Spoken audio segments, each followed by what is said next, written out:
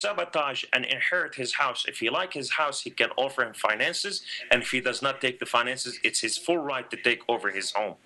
Number three, they could not build any more churches.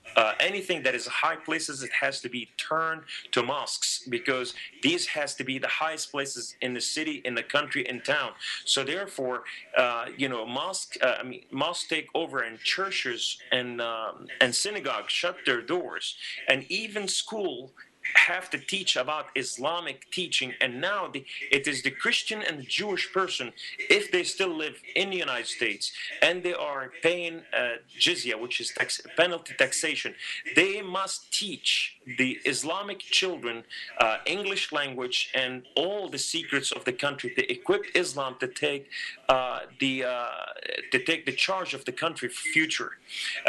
On a street, if you fought on a street with a Muslim man and this man killed non-Muslim man, he will not die. He will go to jail for a couple days until he pay his penalty, and then he goes out. But if a Christian man, non-Muslim, kill a Muslim man, then he will be beheaded. That's according to the Hami status.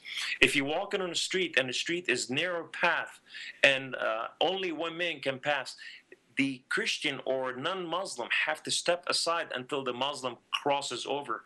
You could not ride a car or automobile that is higher and bigger than a Muslim. Muslim have to. These all 6th century understanding, 6th century ruling to bring humiliation to a culture, to destroy it from within, and bring the enslaving culture, the cancer itself, to be the supreme law, and now it dominates everything and bring slavery to our culture and become the ruling factor in the whole thing.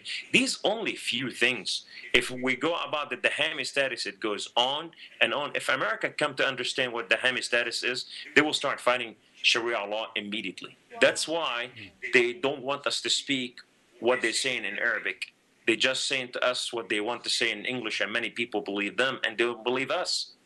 Well, Enjam's argument is that the world's issues is due to man-made laws, including Christianity, so-called being one of them. But we will have him here next week to defend his position, along with Abu Omar. And if you could, real quick, Kamal, before we go to break, maybe help our audience understand who Abu Omar is, who will be joining Enjam next week on part 2 of tonight's topic.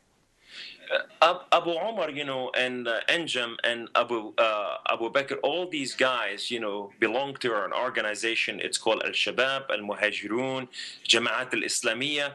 All these are just like you find CARE, ISNA, and many other Islamic organizations in the United States of America. Behind the scene, all of them belong to a group called the Muslim Brotherhood. The Muslim Brotherhood is the most radical organization, and its sole being is to destroy the whole world freedom and bring about Islamic nation under one world order, which is Ummah. And so therefore what happened is these are conspirators with Al-Qaeda, like Imam Abdul Rahman, the